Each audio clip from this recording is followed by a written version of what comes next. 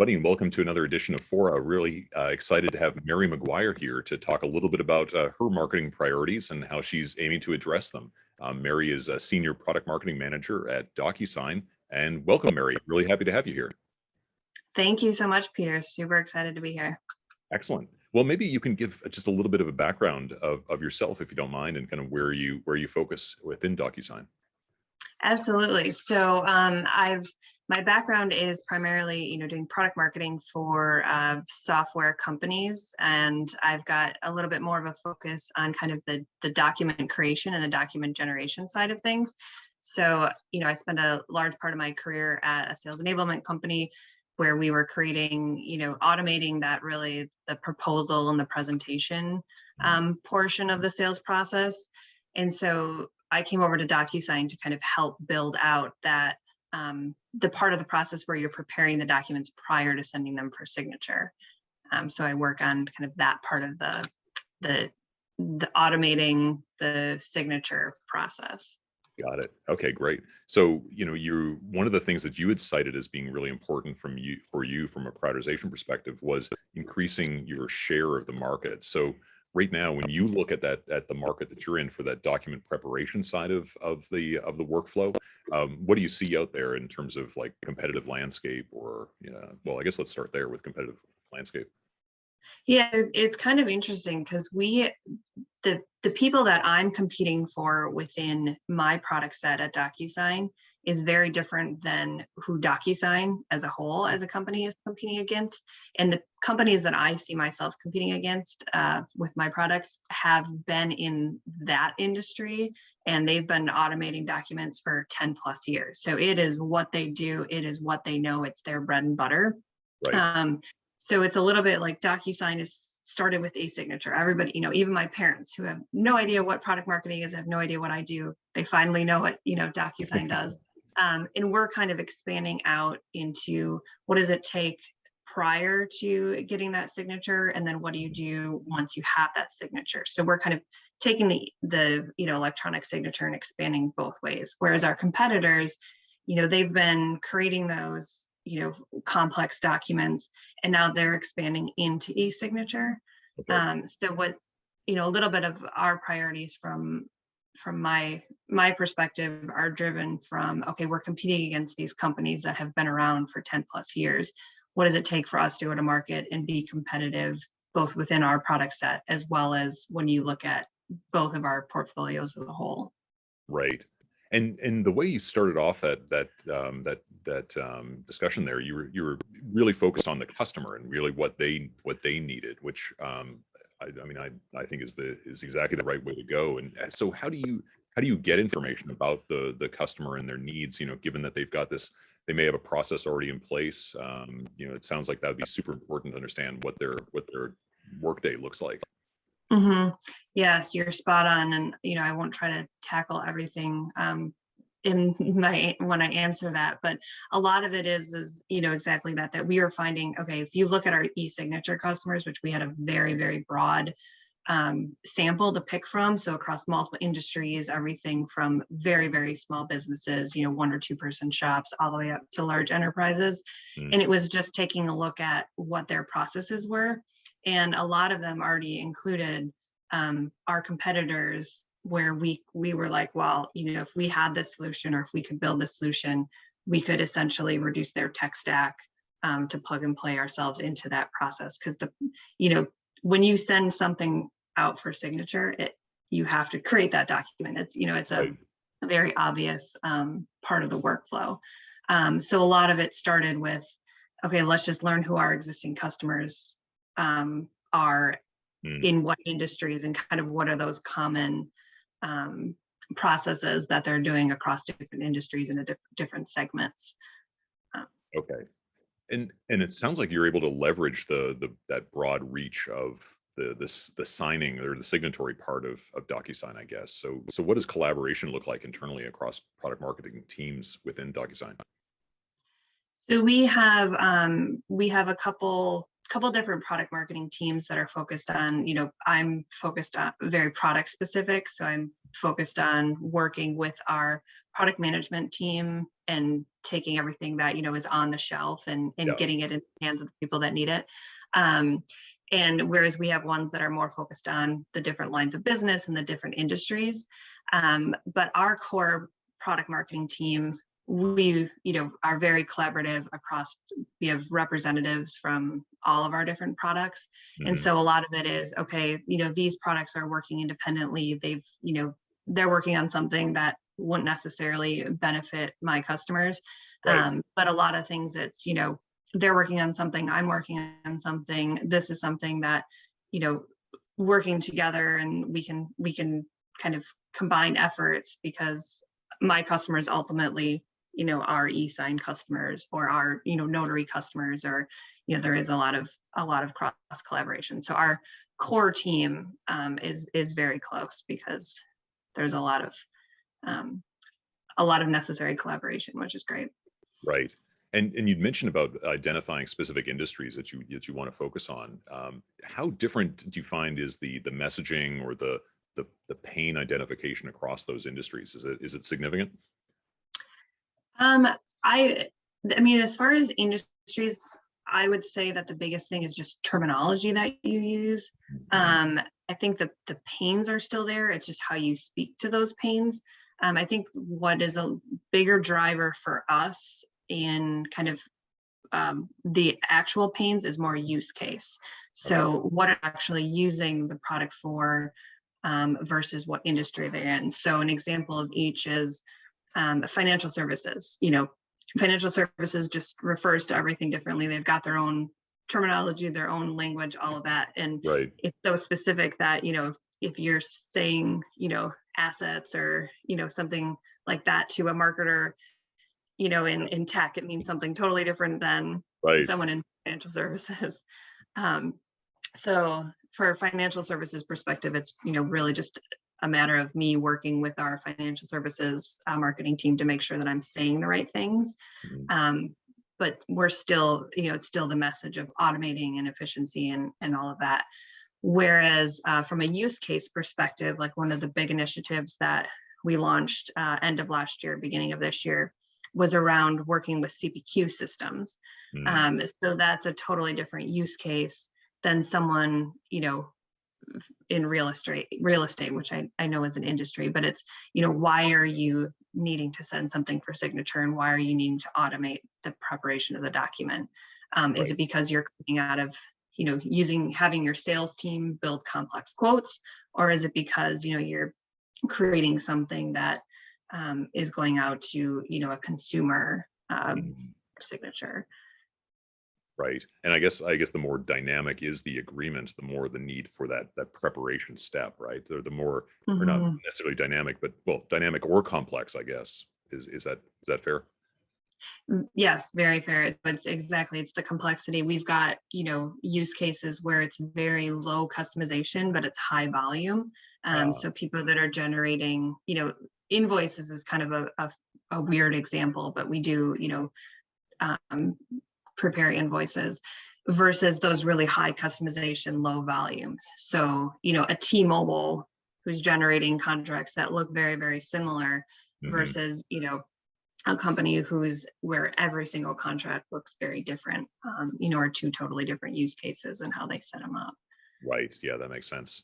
So speaking of collaboration, like what does your collaboration look like on the lead generation side of things? Like I imagine, or maybe we could start by thinking about like your goals from a lead generation. Are you tied in closely to the demand gen side and like and goals on revenue or opportunities that are created, or how does that work? Yes. So to answer your second question, I'm definitely tied into that team. DocuSign's a bit of it's a bit of a unique situation, at least for me personally, based on past experience. Every other company I've ever been at, the sales team has had to kind of work hard. They've had to work the leads hard. They've had to, really do a lot of digging. Every lead is really, kind of treated as gold. And I don't want to dismiss by any means anything, but I mean, there's a certain leverage and luxury that you have as a sales rep at DocuSign selling Yeah. e-signature. Right. We see that now there's a lot more competitors in the space, but for a long time, our sales behavior was very much, these leads are literally falling in my lap because we're DocuSign. Right. But that was just from an e-signature perspective. So Mhm. my focus is not on selling e-signature. My focus is on, helping really build our, document generation and negotiation tools. And Right. so for us, it was creating that shift within our sales organization to say, I am going to focus on these other solutions Mm. versus just focused on e-signature, because we were so e-signature heavy. So it was really, we first had to kind of make that organizational shift to say, now got this portfolio, all aspects of the organization are going to support that our sales team should be selling the Right. entire portfolio. And then from there, working with the demand gen team to really, educate and promote the different aspects of our campaigns, Right. which is kind of where we're at right now. And what does that look like? Like, what do you do with the demand gen teams to support them? Is it mostly messaging and getting the messaging right, or are you directly involved in content and campaign creation? So a lot of it is from a tactical perspective, we create what we call messaging frameworks. So that's Mhm. kind of the foundation of any, we've got new product. I was lucky enough, one of my favorite things to do as a product marketer is launch new products. Yeah. And I was, came on board right when one had launched and I was able to launch a second one. And then, feature major, feature minor. And so we create these messaging frameworks where it's essentially, if I hand it to anyone in the organization, they should be able to, create a campaign, create an email, any of that using the right language, understanding, the features, the benefits, the audience, all of that. Right. That being said, we still work very closely with them, for example, on webinars. So we do a lot of webinars with our demand gen team. They have the messaging framework, they're working with us, and then they're creating the content, and then we're kind of tweaking it and making sure that it is the voice that we want to share. Right. So good partnership. That's great. Yeah. And I love Yeah. hearing you say about the messaging frameworks. I mean, I remember you and I both had the chance to work for Kelly Dotson at Savo, and she was an expert at putting together the messaging framework. So it's good Yeah. good to hear that that brought up. Yes. Yeah, these are, they look a little bit different than Kelly's, but I've pulled up past ones of Kelly's to reference, Yeah, because she's so great at her messaging. absolutely. Yeah. Well, that's great. Well, let's shift gears a little bit. One of the other priorities that you'd focused on was around expanding the addressable market. So not only capturing more of an existing market, but getting into new markets or expanding into others. So how do you think about that? Is it from a geographic perspective that you'd want to expand that, or is it maybe into new product lines? Or when you think of expansion of your market, what comes to mind for you? So I kind of had a lot of different avenues when I was, thinking, or when I, said that, because it's first of all, it's, DocuSign is expanding into multiple products. So Mhm. we're taking, beyond e-signature and we're going into multiple products. One of the ways that we're bringing my specific products to market is through channel partners. So Mhm. we're saying, back to kind of that use case comment, we're saying, okay, we see a lot of success within Salesforce, Yeah. Salesforce CPQ. So a big push over the last 12 months with us has been really deepening that Salesforce partnership and Mhm. leveraging what we can tap into there. And so that's been a really, really big focus. And then the third one is the geographical. So there are, as we all know, markets and competitors and who does what in Europe and in Asia, and is very different than in North America. And so we've been really pushing over the last 6 to 12 months to kind of expand and make that make our presence a little bit more well known in those markets as well. So it's definitely been via the Salesforce channel partner as well as the global aspect. Okay. Now, the product is famously SaaS product. One of the pioneers of the SaaS model. So, are there also channels that are more system integrator like or consulting like, or is it principally digital that is the route to market? It's we do work with a lot of system integrators. Yeah. So that's, just because it is back to the complex, if you've got, like, again, the T-Mobiles, where it can be fully automated. That's one thing. But then if you've got, a very complex setup, then yeah, we do work with a lot of Salesforce system integrators too. Okay. Okay, great. Now, also you thinking about deal size and trying to increase the size of a given deal. How is the product structured or priced? Is it are there bolt-ons, or is it how do you expand the dollar size of a given deal? So for the most part with us, there's two different aspects. One, there is, additional use cases are going into additional departments within an organization.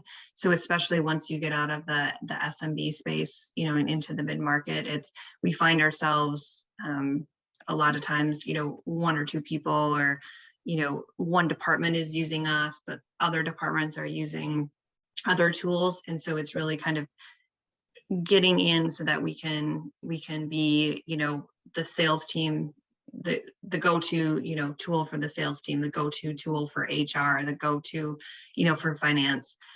So it's really kind of leveraging those different use cases and getting into the different departments, as well as volume. Volume we have a little less control over, because a lot of it is dependent on, what are our customers doing, and, how are they using it, and what are they needing it for. But it's really just making sure that we're top of mind, so that everything is going through us, so that, they're reaping those benefits. And then, we also kind of see the volume side of things. Right. Okay, great. Well, this has been a terrific conversation, but I want to leave you with one question, though, if you don't mind. Of course, as you mentioned, DocuSign is famous for the signature part of the business, and then you have this fast growing area around the document preparation. What advice would you give to someone that is in a similar position, where there's a company that's most famous for one product line, but you're managing marketing for another product line that's fast growing, but wasn't the traditional line that people would be most familiar with? So any advice there to a marketer in a similar spot? That's a great question. I'm probably a little bit biased, just because I have historically worked at smaller companies that didn't have the name recognition. And so it's honestly been very, very fun and very refreshing. When you have customer events and you have people knocking on your door to want to speak on behalf of your company, is new to me. But it is really interesting, and it's a way you really just have to make sure that you're level setting as to why they are a DocuSign customer. So yes, DocuSign is a great brand. In this example, it's a well-known brand. I love what we do. I love who we are and what we stand for. And it's just making sure that I understand, when I'm speaking to my customers, what is it, that they're seeing or that they could benefit from my product. While also keeping in mind what brought them to DocuSign in the first place. How is DocuSign helping them? So kind of, tying in that warm, fuzzy feeling of why they like DocuSign, and making sure that you pull that through into the product that they're expanding into, if that makes sense. Yeah, no, that makes a lot of sense. Well, great. Mary, it was a terrific pleasure to catch up and to hear a little bit more about what you're doing over at DocuSign. So thanks so much for participating in the chat today. Awesome. Thank you, Peter. That's great. Mary McGuire, Senior Product Marketing Manager at DocuSign. And we'll speak to you all soon on the next episode.